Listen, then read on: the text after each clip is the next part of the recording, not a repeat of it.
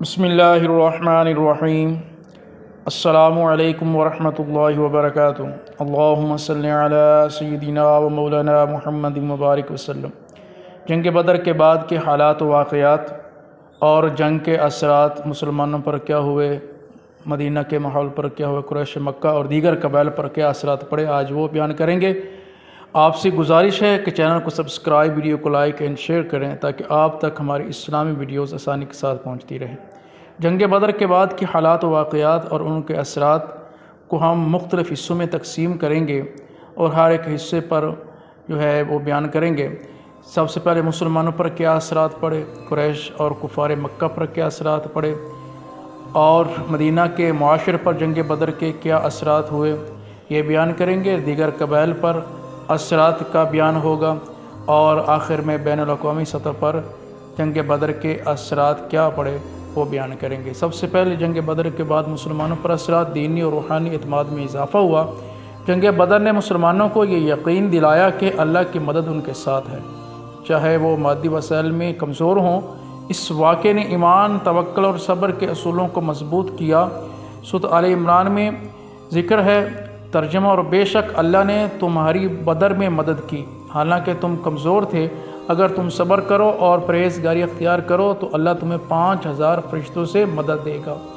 ماشاءاللہ تمہیں بہتری آئی۔ قریش کے قافلے پر حملے کا اصل مقصد بھی مسلمانوں کی معاشی مشکلات کا ازالہ تھا۔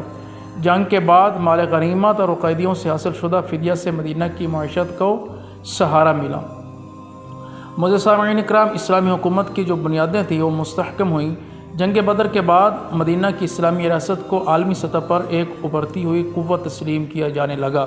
سیاسی معاہدات، سفارتی روابط اور معاشرتی نظام میں جنگ بدر کے بعد جو ہے وہ بہتری آئی۔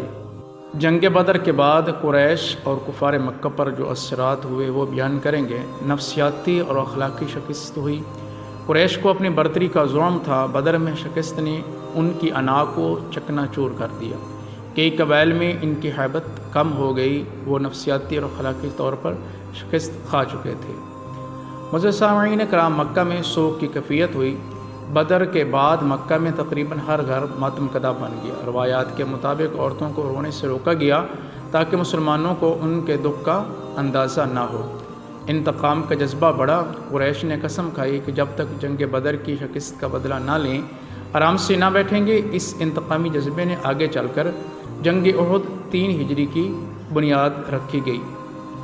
یہودی قبائل کی بے چینی بڑھنے لگی۔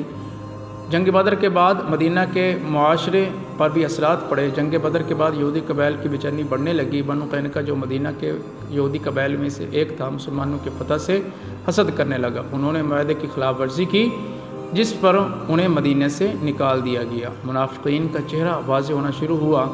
عبداللہ ابن ابی اور ان جیسے لوگ دل سے مسلمان نہیں تھے۔ جنگ بدر کے بعد جب مسلمانوں کی طاقت بڑھی تو ان کا نفاق سامنے آنے لگا، جس میں بعد میں قرآن نے بھی بے نقاب کیا۔ قرآن نے بھی ان کا بتایا کہ وہ منافق ہیں۔ مسلمانوں کی عسکری قوت کا اعتراف۔ دیگر قبائل پر بھی اثرات پڑے۔ جنگ بدر کے بعد عرب کے دیگر قبائل نے مسلمانوں کو سنجیدگی سے لینا شروع کیا۔ وہ قبائل جو پہلے قریش کے ساتھ تھے اب مسلمانوں سے معاہدات کے خواہاں ہو گئے۔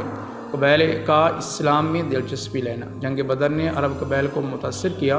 وہ اسلام کی طاقت، اتحاد اور قیادت سے مرعوب ہوئے۔ کچھ قبائل نے قبول اسلام کی طرف قدم بڑھایا تو یہ دیگر قبائل پر بھی اثرات تھے۔ قریش کی کمزوری کا فائدہ دیگر قبائل نے بھی اٹھایا۔ قریش کی کمزوری دیکھ کر بعض قبائل نے ان پر حملے بھی کیے یا ان کی تجارت پر ڈاکہ ڈالا۔ اس سے قریش کی جو ہے طاقت ختم ہونے لگی۔ حبشہ، روم اور ایران کی توجہ جو ہے وہ بھی جنگ بدر کے بعد مدینہ میں اسلام کے ابھرنے کو روم، ایران کی آنکھوں نے بھی محسوس کیا۔ ابتدائی طور پر وہ محتاط ہوئے لیکن بعد میں معاہدات کرنے لگے۔ جنگ بدر ایک ایسا تاریخی موڑ تھا جس نے صرف ایک جنگ نہیں بلکہ ایک نئی عالمی نظام کی بنیاد رکھی۔ مسلمانوں کا اخلاقی، روحانی، سیاسی اور عسکری وقار بلند ہوا اور قریش کی بالادستی کا سورج غروب ہونے لگا۔ عرب قبائل نے ایک نئی قوت کو ابھرتے دیکھا جو صرف تلوار نہیں بلکہ کردار اور نظام سے بھی فتح حاصل کر رہی تھی۔ معزز سامعین کرام، یہ تھے وہ حالات اور وہ واقعات جو جنگ بدر کے بعد پیدا ہو گئے تھے۔ وہ اثرات جو مسلمانوں پر پڑے، وہ اثرات جو قبائل عرب پر پڑے، وہ اثرات خاص طور پر جو قریش مکہ اور مسلمانوں کو ایک طاقت ملی، تو وہ تھے جو ہم نے بیان کیے۔